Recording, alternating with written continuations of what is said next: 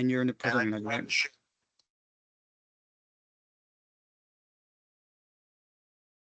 Okay, good afternoon, everyone.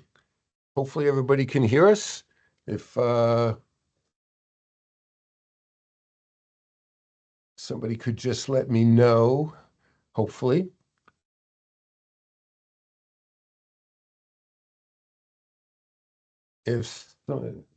Okay, thank you, Megan.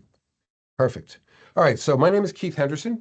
I'm with the Division of Local Planning Services at the Department of Community Affairs, and we are in the process of developing a new system to replace what was the COA tracking and monitoring system that many of you may be familiar with, and for those of you who aren't, it was a system that was used by COA back in the day for tracking things like Affordable Housing Trust Fund collections and expenditures, and the production of new affordable housing units with all the details associated with those. There were also a lot of other components of that old system that were used by the COA staff at the time to track the process of submitting petitions for substantive certification and moving through the whole process, which are now no longer going to be part of the system because that part of things will be done by the Administrative Office of the Courts through what they're calling the Affordable Housing Dispute Resolution Program.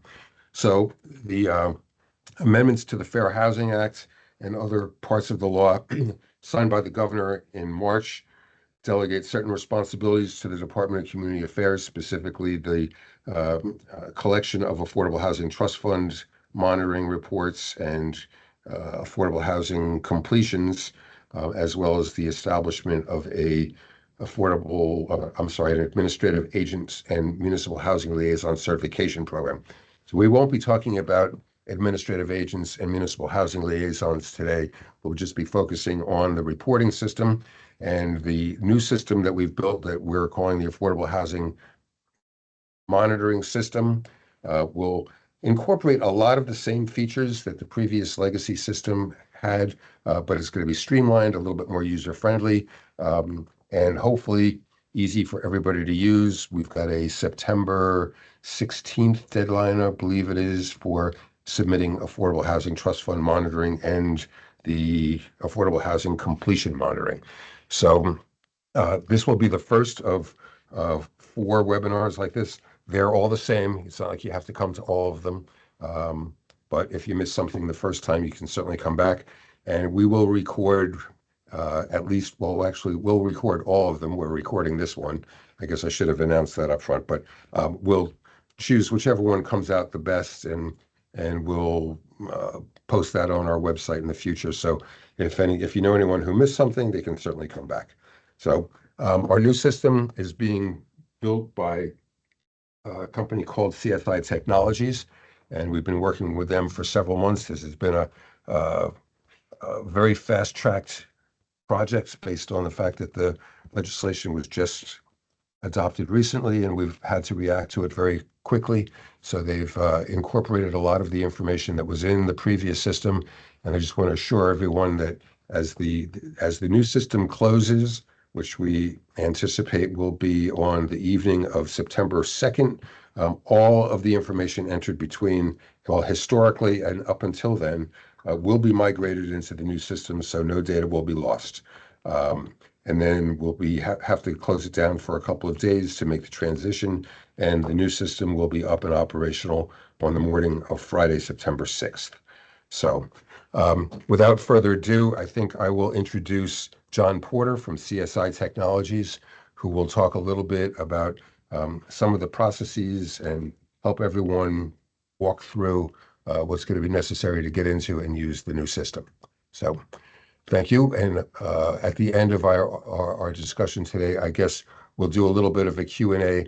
Everybody is muted right now because if you weren't, this would be a madhouse. But when we're done, I believe that if you raise your hand using that little hand raise button at the top of your screen, we'll be able to unmute people one at a time, ask questions, and hopefully we'll be able to answer everything for you. So John, if you're ready, you're on. Thank you, Keith. Can you hear me okay? Yes, but I muted myself, so okay, yes, hear you fine. No worries. Thank you, Keith. Hello, everyone. My name is John Porter. I am with the CSA Technology Group. We are the vendor that is working with Keith and his office to develop the new system to replace the existing COA system. I'm here with my partner, Anthony Scroy, who is also managing this project for the CSI Technology Group. So I'm going to cover a portion of today's review, and Anthony's going to cover the second half. So you'll be hearing from him in a few minutes. But what I'm going to start out with is our portal site. So if someone can just confirm if my screen is displaying on your side. Anthony, Keith, you just guys see my screen? We're good, John. Yes. Okay, thank you. Okay, everything we're showing you today is in a development site. So, you are not able to access these sites yet. The planned go live date for these systems is Friday, September 6th. So, at that point you would be able to reach these systems, but everything you're seeing today, these are our development sites. So what you see today might not exactly match what you see when you're able to access the production site on September 6th or thereafter, because things are still under development. But the foundation will pretty much be the same.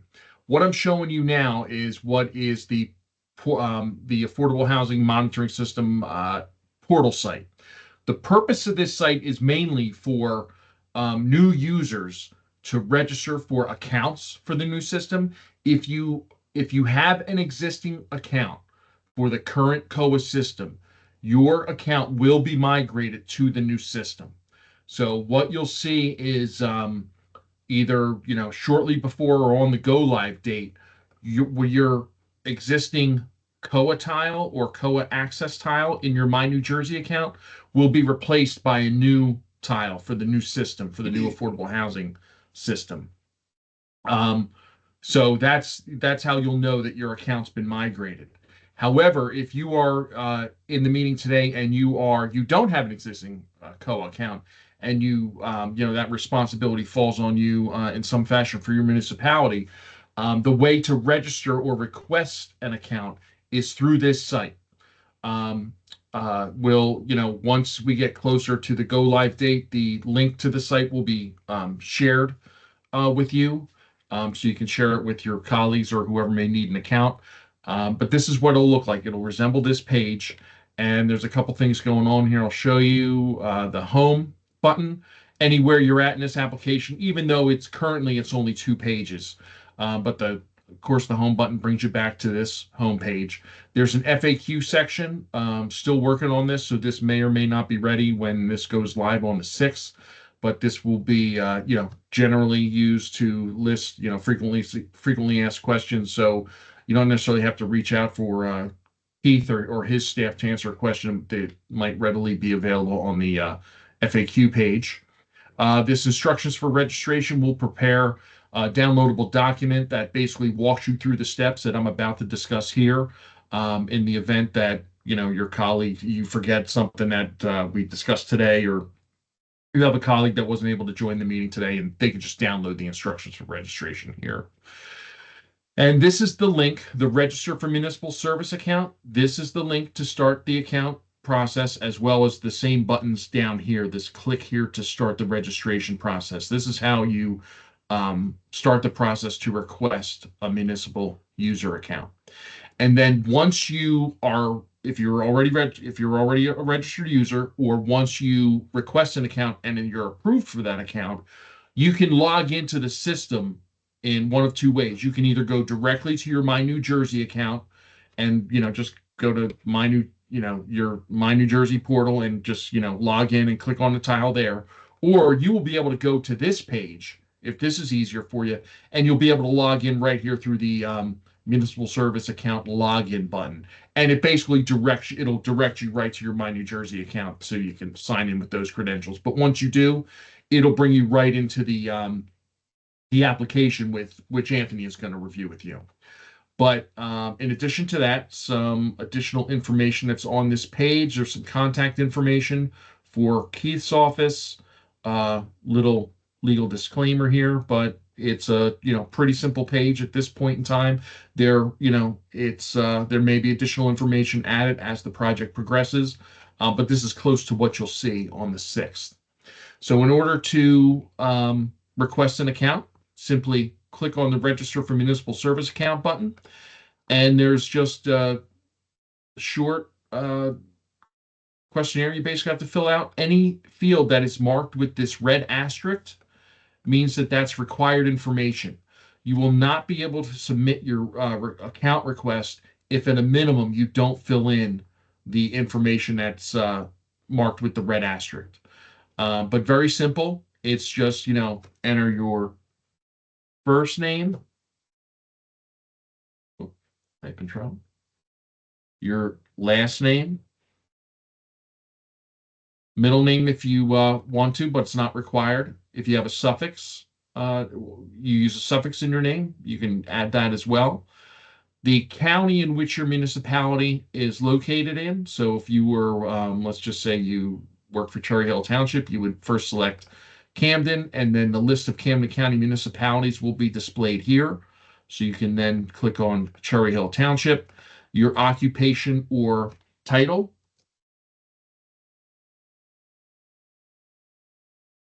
And your agency email address. So whatever your, and I'm just using, you can see just generic information for that. But a government email address or, professional email address, whatever you have there. And then your telephone number in the event there's, any concerns about the information you provided, any follow-up questions, this would be a method for Keith's office to contact you. So your phone number, and then the verification code that's displayed in the gray box here. And then there are 2 certifications that you have to acknowledge. The first one being that I acknowledge that by submitting this application, I am authorized to act as a user for one or more municipal jurisdictions. And then pursuant to Rule 1:4-4, I understand that by clicking the Submit Request button, I am certifying that the foregoing statements made by me are true. I am aware that if any foregoing statements made by me are willingly false, I am subject to punishment.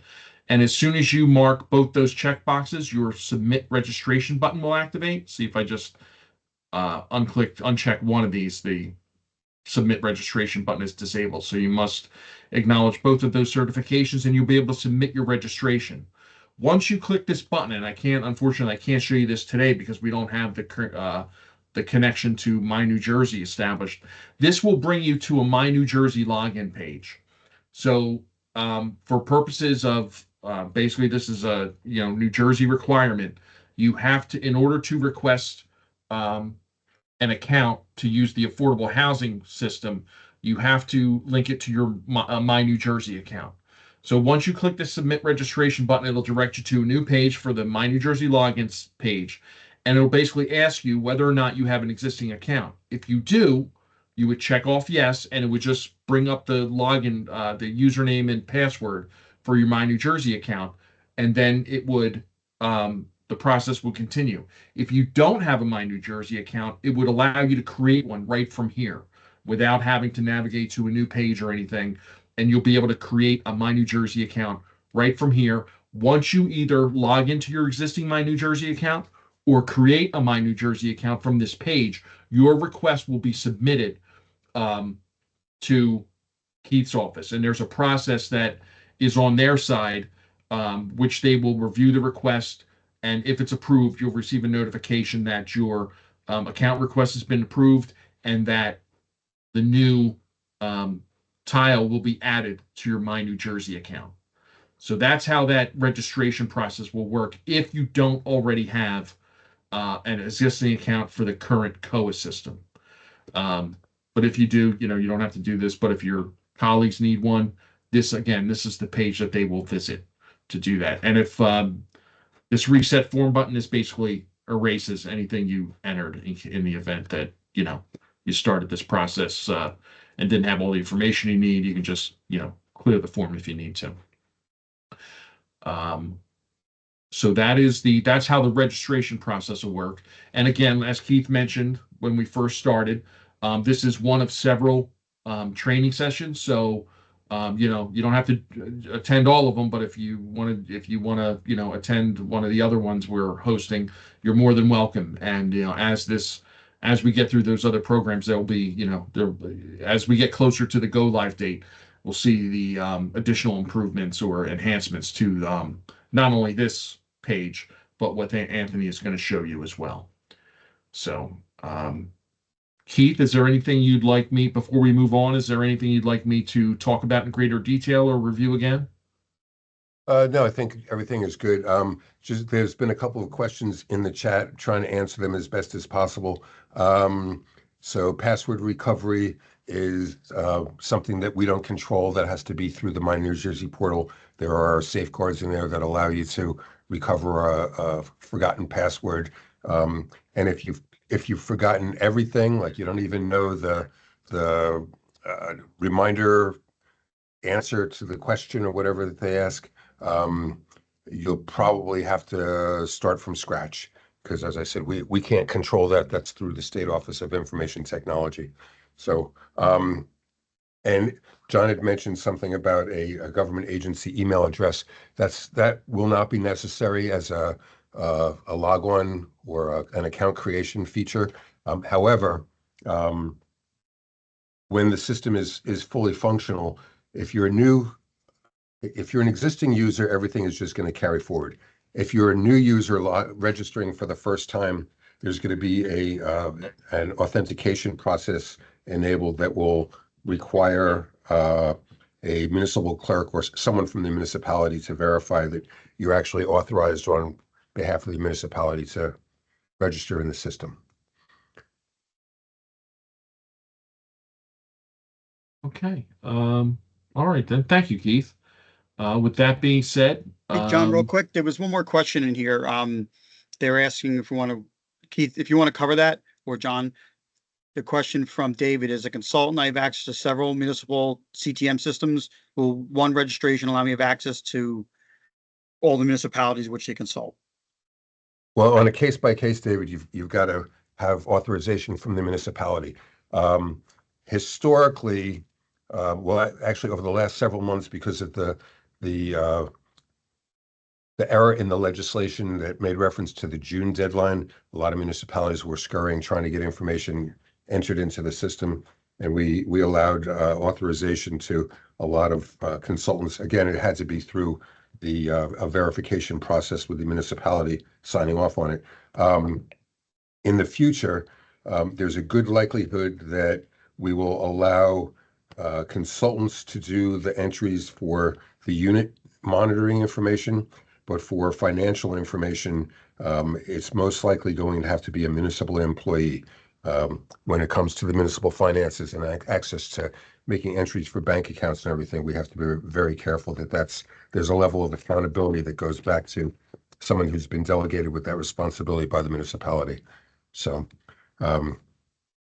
so yes, you'll, just like now you have access to multiple municipalities, you will continue to be able to have that ability.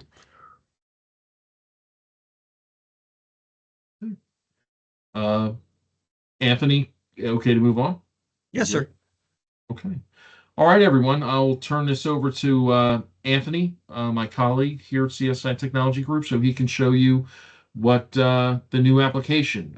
So once you log through your My New Jersey account, this is the application that you'll see. So I'll stop sharing my screen. I'll turn it over to you, Anthony.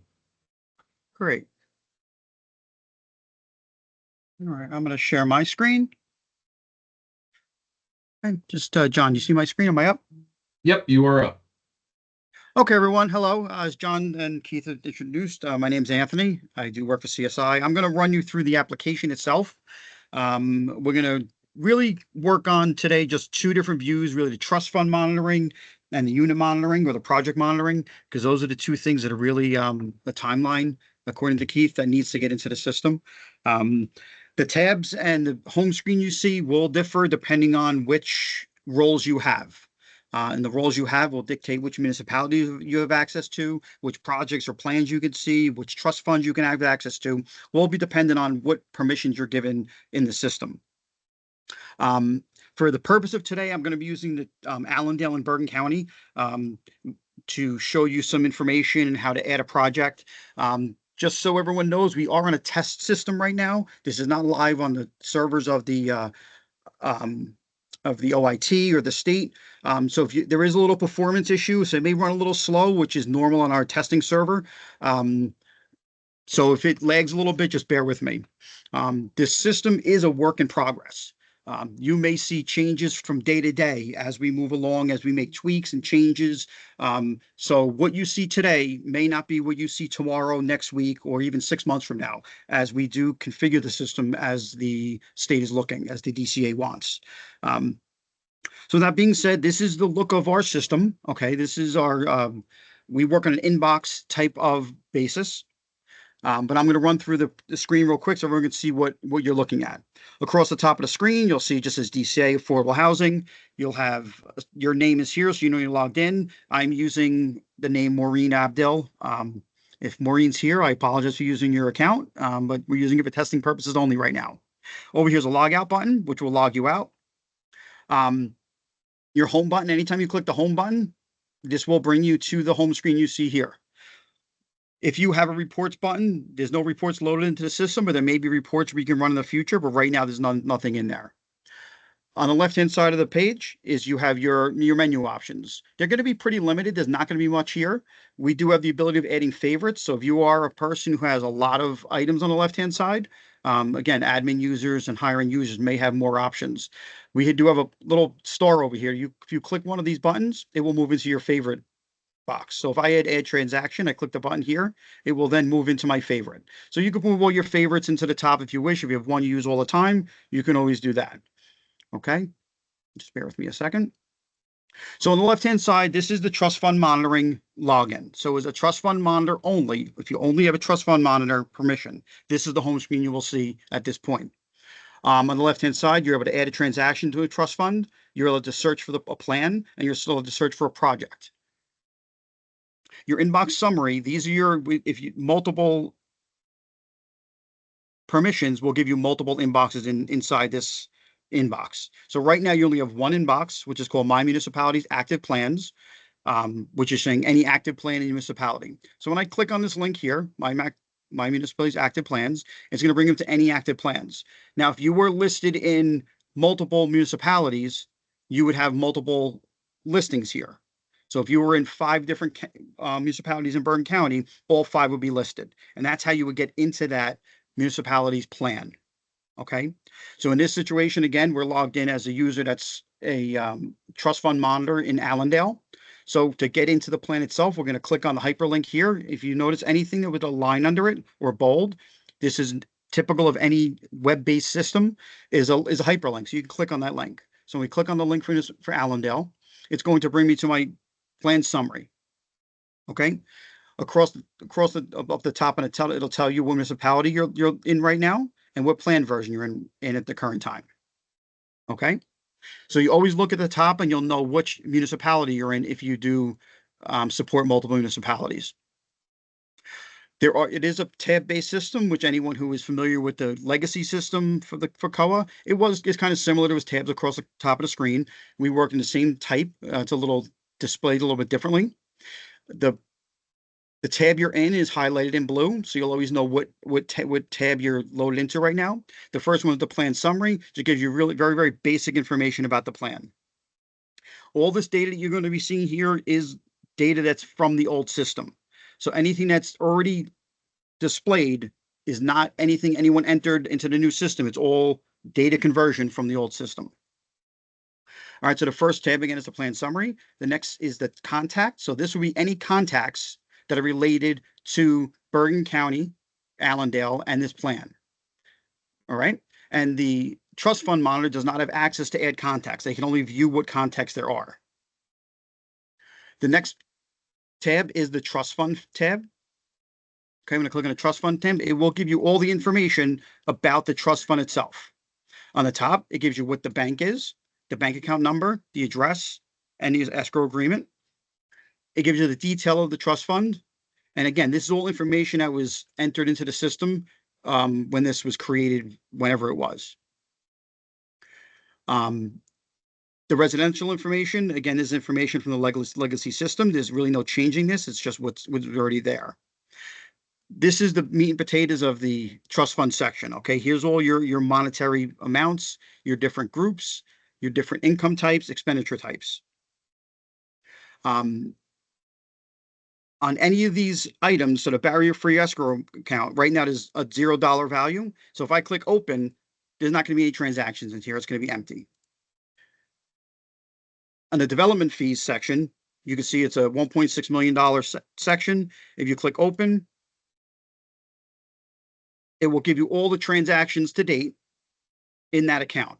Okay. By default, we limited it to 30 lines. If you want to bring it up, you can increase that amount to show more on that page. Also, anywhere you see in our system that you bring up a report page or a query page like this, you'll see in the top right-hand corner has an Excel logo and an Acrobat Excel icon. You can click on this button here and it will export all the items out to an Excel spreadsheet. So you'll be able to have that spreadsheet where you can do any manipulation of data, you can search, you can resort however you wish. The Acrobat PDF brings it out just a straight PDF file. You can't edit that information or play with it at all. So each one of these are the same. Anytime you click open, it will give you the transaction history of each line here. Along with the expenditures, open will give you the transactions in the past. The difference with the expenditures, there are summary tabs. When you click summary, it will give you the amounts that are broken down inside the expenditures. So it'll break down the consulting fees, legal fees, office supplies, other admin costs, and personnel. So each of these have all subcategories that it will break it down for you. Okay. So you can see what these look like. Okay. To add a trust fund transaction is very, very simple. You simply click the add button here. It already knows we're in Bergen and Allendale, and we're inside this trust fund, so it's going to add an item to this trust fund we're listed in. I'm not going to run through every single one of these items and actually do an addition for every single one. But as you click on each different type of category, they're dynamically attached to the other fields in the system. So if you see, if I change my drop down, all the screens will change. And those are the items that are required for that type of income or expenditure into the system. All right. So we're just to show you now, we'll do one expenditure and one income. So an expenditure for administrative costs, it's going to give you another drop down, and we're going to call it legal fees. Transaction date will be the date of transaction, which I'm going to put as today. The amount, we're going to put $1,000. And since it's a legal fee, we're going to put a note here, payment to attorney. And we're going to hit save. Now, if you look over here, I can scroll this up a little bit. Let's see if I can move it over. Oh. We're going to hit save. Okay. And if anyone didn't notice, the screen flashed. That's the system updating itself. Whenever you hit save or you do something with the system, give it a second and the screen will flash and you'll know it updated. Now, if we go into the administrative costs,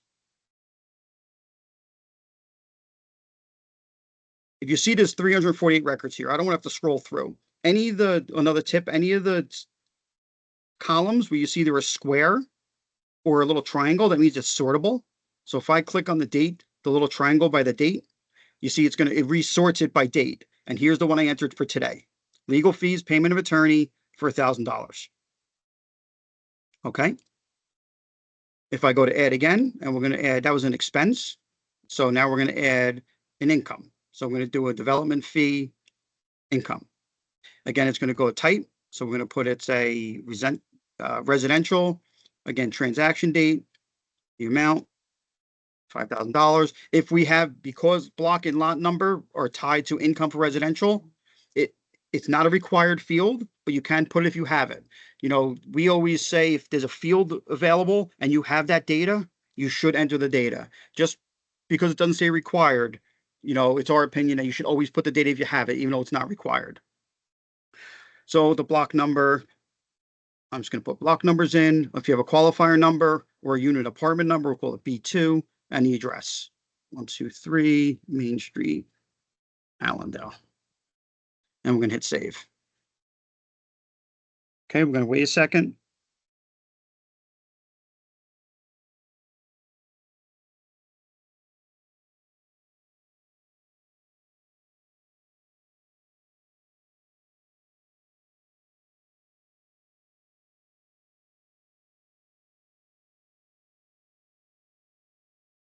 Open this.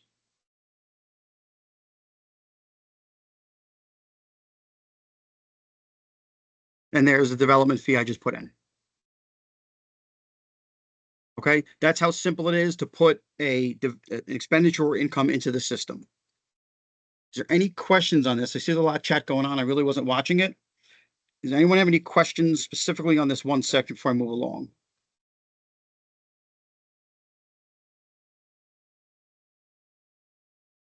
Looks like Keith is doing a good job keeping up with Yeah. the questions that are posted in Okay. the chat, Anthony. Great, perfect. Thank you. Thank you, John.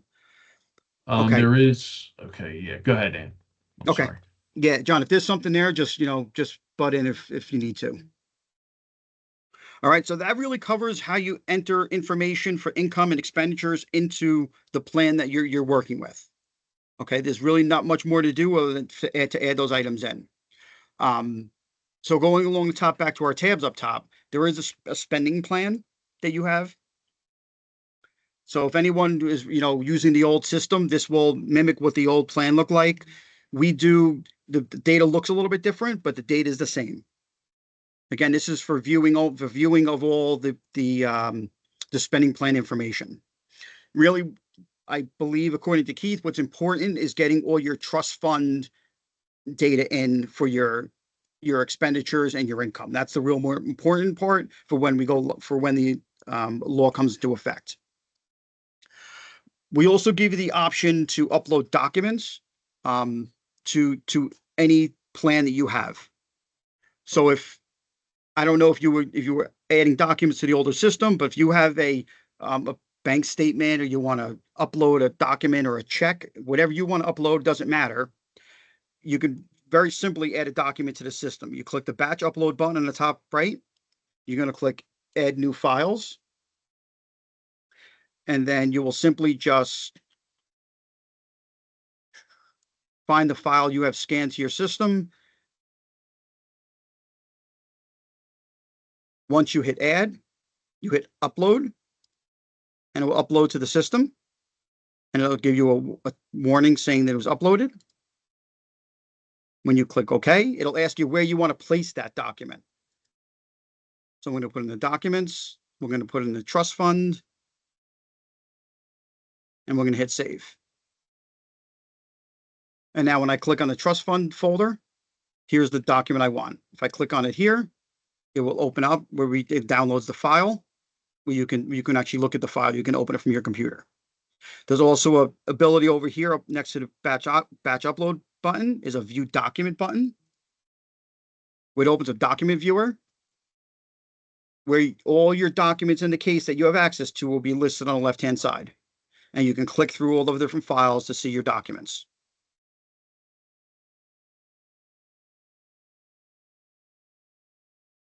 Okay. So that is how the login for a trust fund account works. And that's the access you have. You have access to these 5 tabs as a trust fund monitor. Now I'm going to show you what it would be for a project monitor. So this person, William Adair, whoever this person is a project monitor. So this is a project unit login. As you can see that the tabs on the left are a little bit different. Here's a add project button on the left-hand side, which will bring you to the add project page. Everything else will work the same. If you notice here in the inbox is 2 different inboxes, My Active Plans inbox and My Active Projects inbox. Since you all know that they are different, the plans have the projects included into them. So if in this situation here, we want to deal with projects to monitor the projects that are involved. If you click on the Active Projects tab, link, I'm sorry.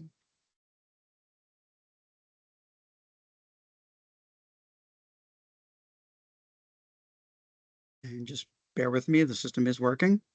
This here will show you that. Stand by a second.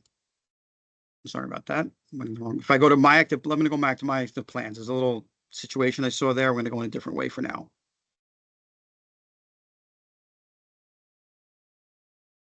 I'm going to go to My Active Plan, and I'm going to go to the Allendale Borough, the same as we did before. And if you'll see here, there's different tabs. So the unit monitoring account role group has the plan summary, which we saw before. They have the documents as we saw before and the contacts we saw before. So they work exactly the same. The difference here is we have a project tab and we have an RCA partner tab. The RCA partner tab, my understanding is, Keith can correct me if I'm wrong, is not going to be used going forward. There is no more RCAs with the new law, but this tab will show you historical data and historical RCAs that you were involved with, whether you were sending or receiving. So any legacy data will still be in the system, but going forward, we won't be using it anymore. So let's go back to the project tab. And the project tab is where it lists all the projects within the plan. So right now we're in Bergen-Allendale, plan version 3.1, and these are all the projects related to that plan. You can go back and edit any of these plans that you wish, but we're going to start off. I'm going to show you how we create a new project. So if there's a project that was done and has to be in the system before the launching of the go live date, you would go into the info share, you navigate to this page, to your project list page, the project tab inside the plan. And you simply click the add project button on the top right hand side of the screen. It's automatically default to your town, and it's going to start as new. And you're going to click next. And these are the fields that you need. It is less than it was in the old legacy system. Since certain things aren't needed going forward, we're not going to require you to put them in the system. So the project name, we're going to put a name in here.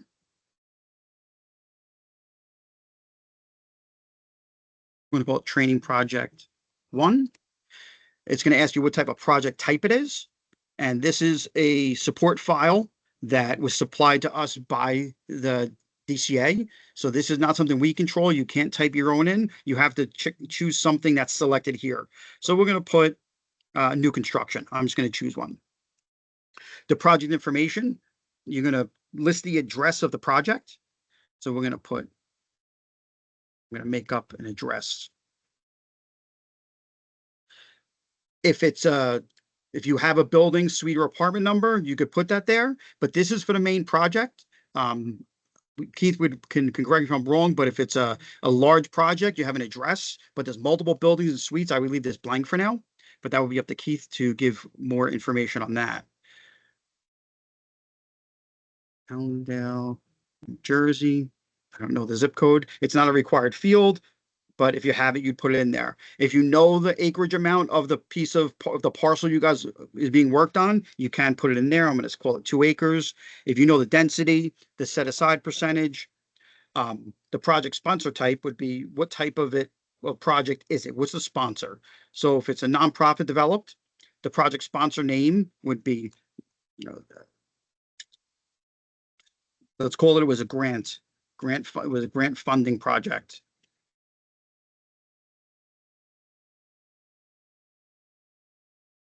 The project developer, ABC Construction Company. And you would pick your project subtype, whichever one it would be from here. I'm going to call it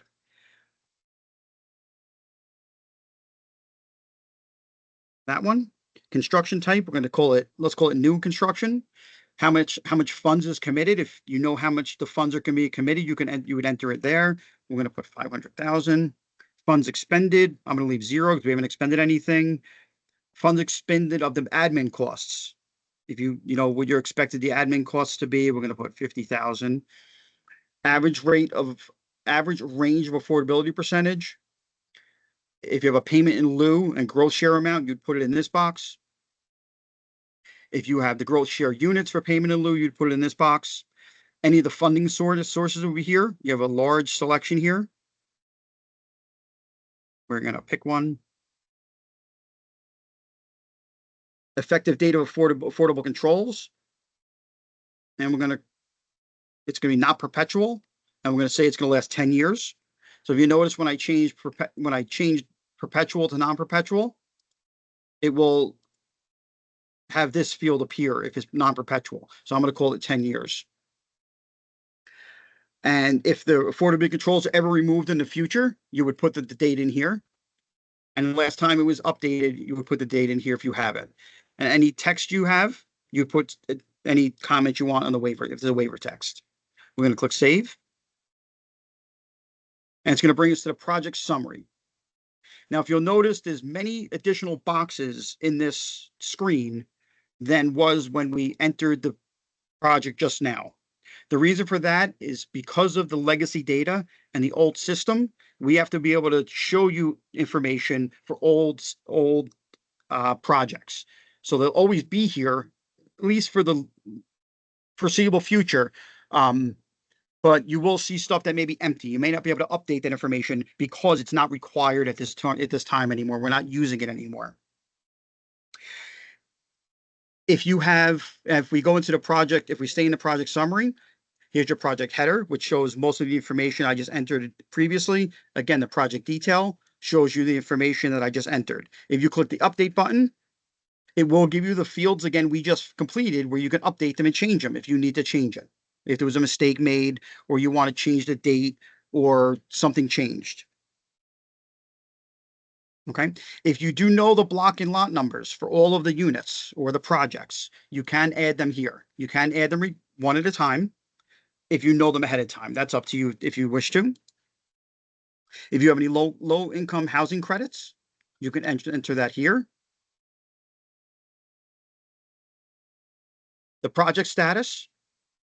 So we're going to put the project status as today. The description is, we're going to call it under construction. And we're going to call it current because this is the current status. If you add new statuses, they will stack on top of each other. And you should always keep the current one as marked as current. No names or the names of the project. If you want to call a project by another name, you can always add another name for the project. And it'll just append to this list where you can have multiple names. In our units tab, this is where you're going to add your units to the system. So simply click the add button. And we will put the address in again. You'll have to put the address in again, only because we know that there may be multiple addresses inside a project. This is again where you could put your block and lot number for this specific unit. And I'm going to just put some numbers in here just so something shows up. If you have a qualifier number, you can end it there. If it's a multiple family dwelling or multiple units, you could put in your unit number. So we're going to call it A. The category is required, and you can check all that applies. So any of these that apply to it, you can choose any of these. So we're just going to call it a 1-bedroom for now. And we'll call it a 1-bedroom, and we'll call it age restricted. Any flags that need to be marked on this one, you can choose it here. Okay, it's not required because there may not be a flag applying to it. The housing type, we're going to call it a condo. Building permit completion date. If you have a completed date for the building permit, you would put it in there. If you have a CO number from your building department, you put the CO number here. The date the COs will put a number of 5/20 just to make a number up. Say that it was issued today. Initial price of the unit, we'll call it $250,000. Affordability percentage, You guys should know what this affordability percentage would be. So I'm going to put 75%. I don't know how your law works, but I'm going to use 75%. If you have a subsidy amount for your municipality, and the data cell transfer if you have it. If it's a rehabilitation unit, it has to be inspected in your inspection. So you put your final inspection date in. Any systems that were repaired would be selected from this list. If there is something missing from this list, it's something you have to go to Keith with or the DCA if you feel that something else should be in here and could be added if they feel it's necessary. Any funds that are expended on the hard costs, any development fees expended, any funds recaptured from the rehabilitation. Then you have on the bottom a required field, your effective date affordable controls. We're going to put in today. If it's, again, this is simply we saw earlier is a perpetual, yes or no. And we're going to put it out at 10 years, just like the previous part. The data is removed. If it's completed and if it's credit worthy, you got a 1 and a 1, we're going to call them completed and credit worthy. And we hit save. And that's going to add your unit into this screen right here. Okay. If you need to go back and edit that unit, you can click on the number, the hyperlink for the unit ID number, which is the system number, and you can go back and you can edit any of the data that you need to do. Okay. The next tab we have on the top is the project counts tab, which will give you the project counts of the units within the project. So just bear with me. I did click on that. We're waiting for it to load up. And everyone's probably familiar, hopefully, with this screen from the legacy system. It will show you here that we have one completed and credit-worthy unit that's age restricted. So it shows right here that there's 1 and 1. Again, we're still working on the system to go forward.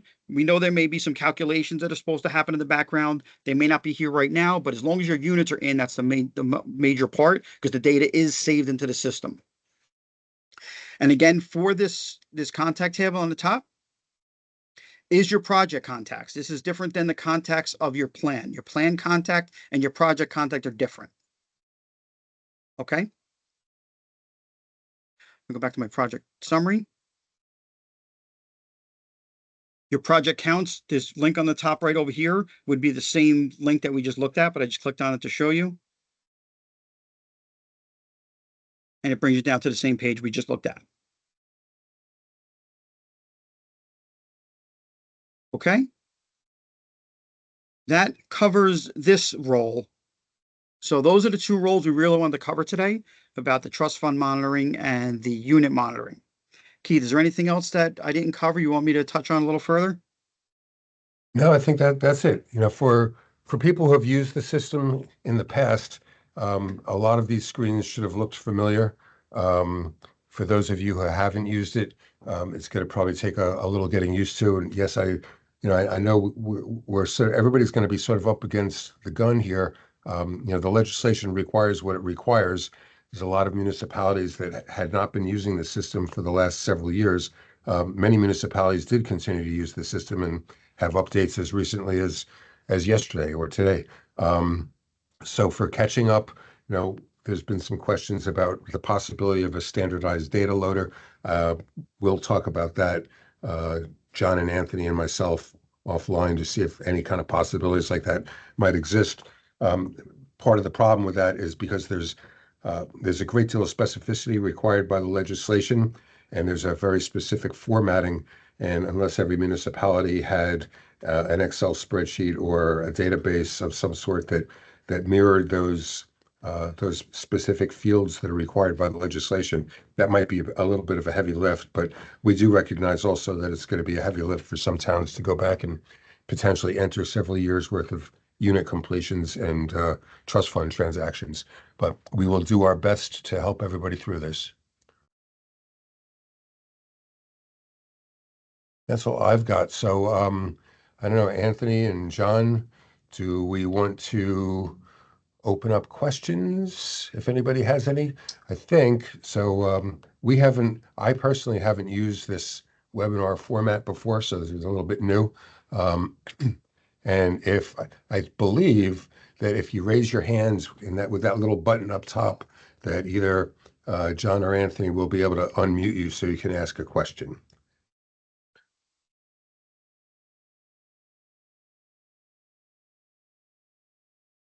Keith, there was also a newer question in the chat from Anna Yes. Havarilla, and I apologize if I'm butchering that last name, but when will migrating start? I don't know exactly what she's Yeah. referring to. So, Well, so migration has already started. What you're looking at that Anthony just presented is a staging site that isn't public yet, but the data that are in it are are part of what's already been migrated. And the existing system will be up and operational through midnight of uh, September 2nd, which I think is Monday, September 2nd, Labor Day. So if you want to spend your Labor Day weekend doing entries into the system, you'll be able to do that. And it will be shut down at that point in time. Anything entered up to and including then will be migrated into the new system. And the new system, or the old system will be down for Tuesday, Wednesday, and Thursday. And it'll be open up again under the new system on Friday morning with all data previously entered migrated. Miss Havarilla, I did enable your microphone. If you want to unmute yourself, you would be able to ask your question verbally.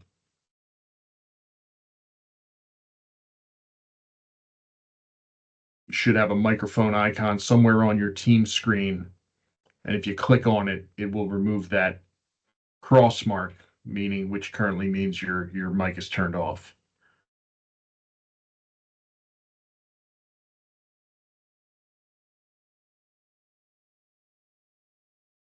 Maybe one of us has to do it. Ah.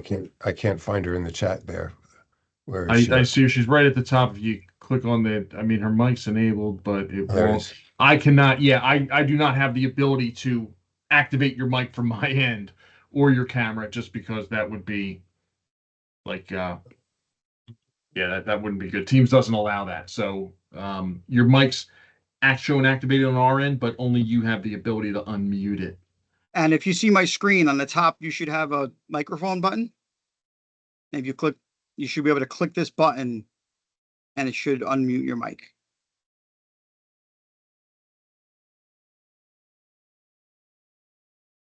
We're not. Not active. All right, we'll have to look into that. But Keith, yeah, I think you did explain, like you mentioned, the migration has already started, and the final version of it, will be in the new system when it goes live on the 6th. Keith, there are a couple of questions in the chat. Megan had a question. Seems like a lot of requests for access. Is there a form you can submit now?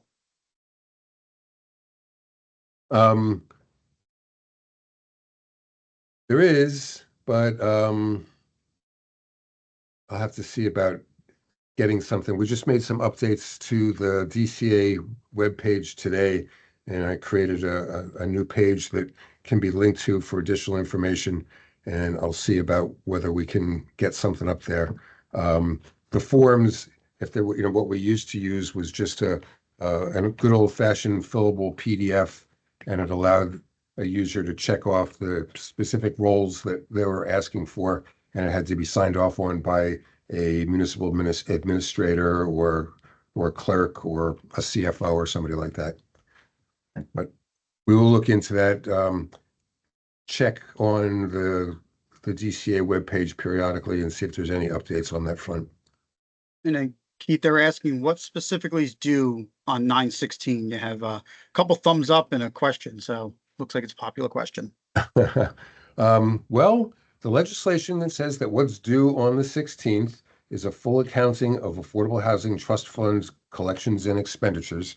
So that's basically the screens that Anthony took you through before.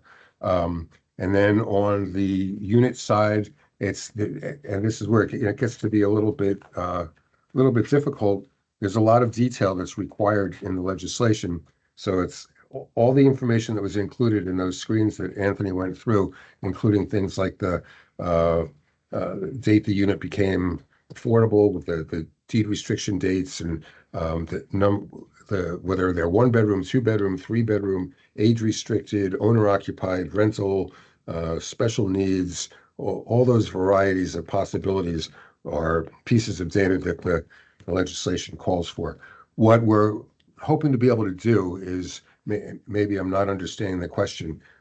After that information is actually entered into the system, we're hoping to have the system designed so that there'll be either a box or a button or something that the authorized user can click that will basically say, I, John Smith, certify that the information entered in the Affordable Housing Trust Fund section of the program is full, accurate, and complete as of August 27th or whatever. And you click that button and it'll submit to DCA something saying that you've submitted your report and that it's been certified to be accurate. So hopefully there will be no additional emails. And in June, when it was sort of the Wild West out there, we got everything from handwritten reports to things that were just typed up or JPEGs of screenshots. There's everything. So I don't want everybody to have to go through that again. It should be just a matter of enter the information and click the button that says submit and that it's good. Jessica asked, can you put a link to the portal in the chat, the new portal? It doesn't exist yet, but Yeah, and I'd be reluctant to do that at this point because the SSLs haven't been submit or approved yet or obtained yet. And just in the event that there's any conflict with the URL that was requested, if that has to be changed for whatever reason, I would it would be easier to just wait until it's locked in, and then you could forward it to everybody, Keith. That would be my recommendation. what I can do is I'll put in the chat a link to the new page that we just created today, which is where any future information on what we're doing should be made available. If you go to that link now, you'll see that there's hardly anything there other than announcing these training sessions that we're having right now. And then Keith, David's asking, just to confirm, the new CTM system is the official way to submit unit monitoring information, or will the DCA be accepting Excel spreadsheets? We will not be accepting Excel spreadsheets. Everything has to be entered into the new system. And it won't be called CTM anymore, David. It's going to be called AHMS. And then they say, Chris asked, will entries be searchable? What type of entries are we talking about, Chris?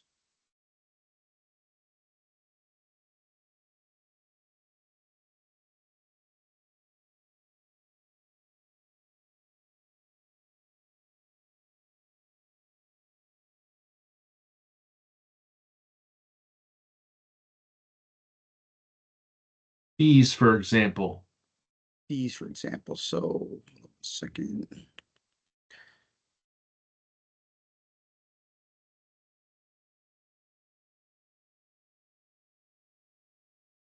That's a good one. I don't think we have anything built in for searching yet, John. Here, let me check real quick. One thing. Plan, we have transactions. So Chris, do you mean if you had if you had 1,000 transactions in your Affordable Housing Trust Fund collections and you want to find the one that was paid by Joe Smith, that you'd be able to enter Joe Smith somewhere and find his transaction? Okay.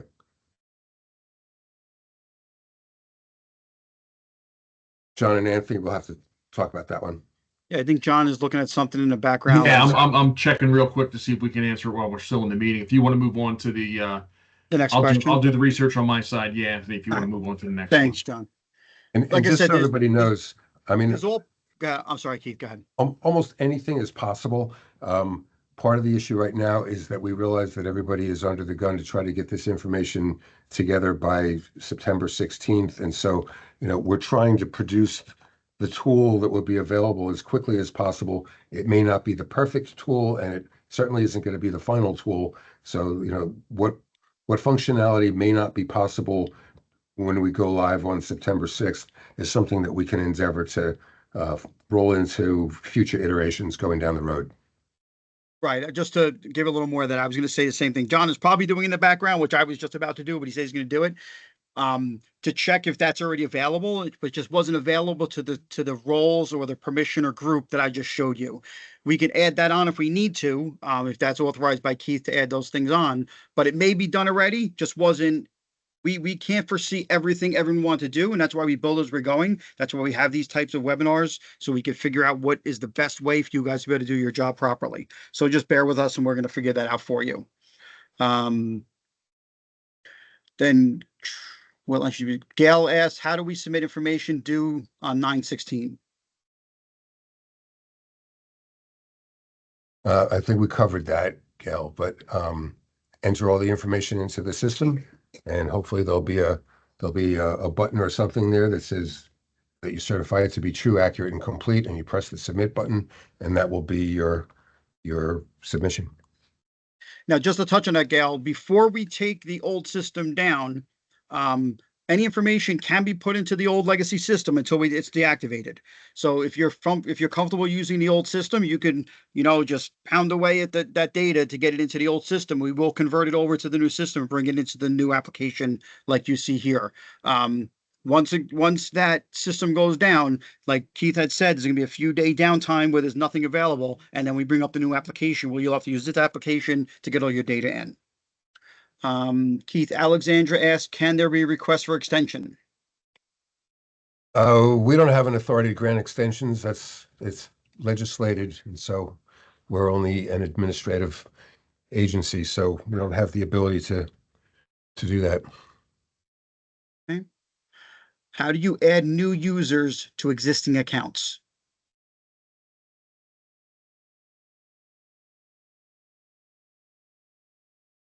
Chris asked that question, Keith. I don't know what that really means. How do you add new users to existing accounts? There's no such thing as, each account is associated with an individual user. Okay. So if you want to create, you're talking about a My New Jersey account, everything is done through My New Jersey. So you would just go on, create your My New Jersey account. At some point in time, if you're an existing user, you're already in the system. If you're not, and you're requesting authorization for the first time, there'll be a system in place where you can request to have a certain role. It'll go to the municipal clerk, and that person will verify that yes, indeed, you are authorized for that role. In which case, it'll come here, and you'll be added to the system as that role. And when that happens, your My New Jersey account, you'll get an email giving you an authorization code, so that the next time you go into My New Jersey, you enter the authorization code, and I think you have to restart My New Jersey after you do that. And as soon as you do that, the next time you log on to My New Jersey, there'll be a little AHMS icon on the left-hand side of your screen that you would click on, and you'll have access to the system. Okay. And then Megan said, I think it would be helpful if we could include a message with that certification, Keith, that you mentioned, so we don't have to send an email explaining if we had an issue with something that we can submit. So Megan, that's something we would typically do whenever we have a submit button or a drop down and send what we call through a workflow. If that's how we do it, it hasn't been decided yet. We would always normally have a little note field where you could put notes in there. So that would be something we would probably put by default. Let's see. Elaine just wants to be clear. You're saying all unit information will need to be entered between September 5th and September 16th? Unfortunately, pretty much so. Everything that's in the system now will stay in the system, but, so it's all of the things that happened since the courts took things over. The courts didn't tell DCA anything that was being certified by the courts, or where settlement agreements were reached or judgments were entered. The courts didn't provide any of that information, unfortunately. So if they'd had, we could have had all this stuff entered. Just to touch on that, just Elaine, not necessarily between September 5th and September 16th. It's from right now through the time we take the old system down, and then we bring the new system up on the 5th through the 16th. So if you start now, you can get stuff in the old system. We will move that data over to the new system. So really from now through the 16th, taking away those couple days when we take the system down for the transition is when you're able to enter data. Just to sort of clarify that, so that's true with regard to affordable housing trust funds across the board. So everything is good there. For any units that need to be reported on, the municipalities do not currently have the ability to enter it or to create a new project the way Anthony just showed you. The new system will allow you to enter new projects, right? The current system doesn't allow, because in the past, the new projects were entered as part of the petition for substantive certification that was submitted to the Council on Affordable Housing. When the council received those petitions and plans were included in certified plans, staff at COA were doing the entry on the municipal projects. After the projects were entered, then the municipality had the ability to complete updated information on the units that were associated with that project. But I have not been able to find a way to unlock the current legacy system so that municipalities can do direct project data entries. I'm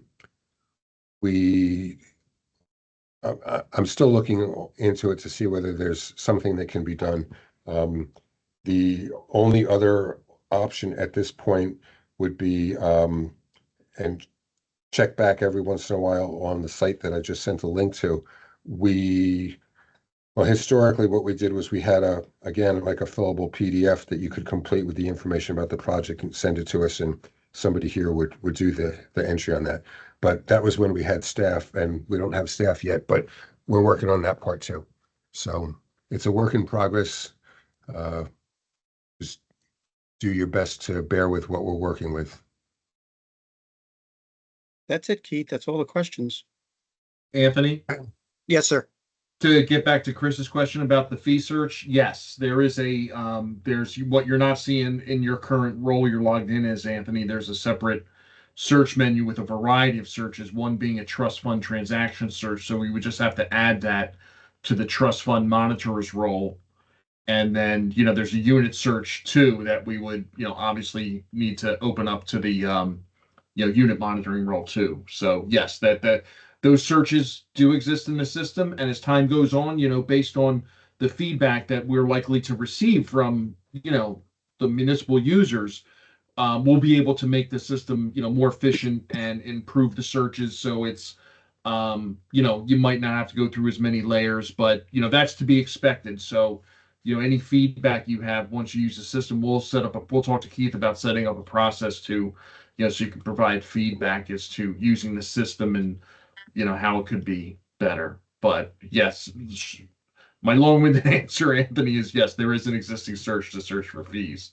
Thank you, John. Yeah. Okay.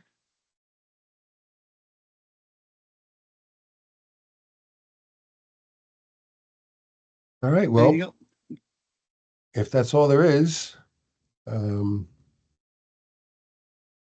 thank just asked you real everybody quick, for attending. real quick, Keith. Megan just asked if we're able to submit separate certifications for unit and trust fund. It'll be based on, yes.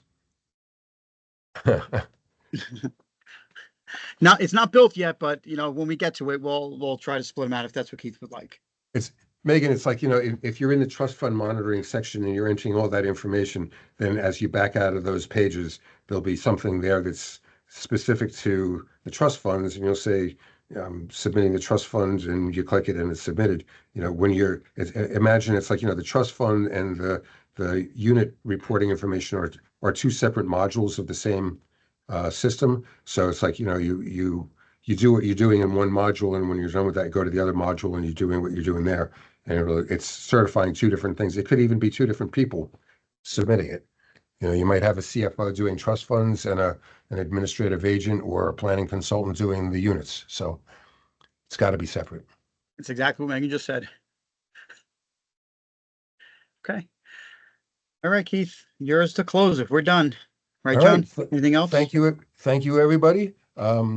just again, to be clear, even though we set up 4 of these training sessions, it's not like you have to come to all of them. They're all going to be covering the same information.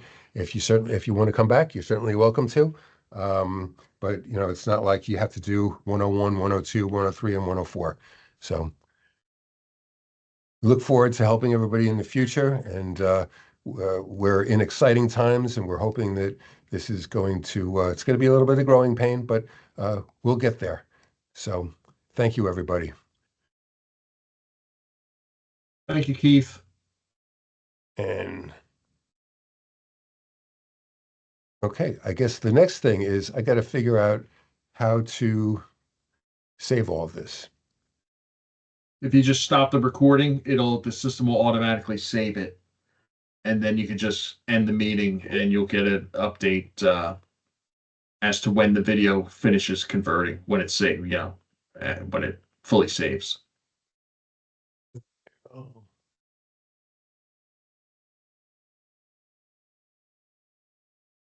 You go to the top bar where it says the 3 dots and more, and record and transcribe. You should have the option to stop the recording. Yep.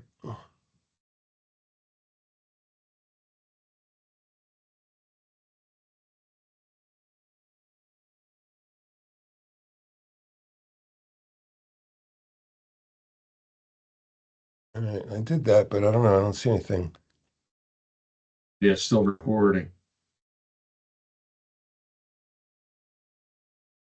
I don't have, it's your meeting, so we can't, only you have the ability to stop it. All right, Lock stop it. device. All right, I'm pressing the stop.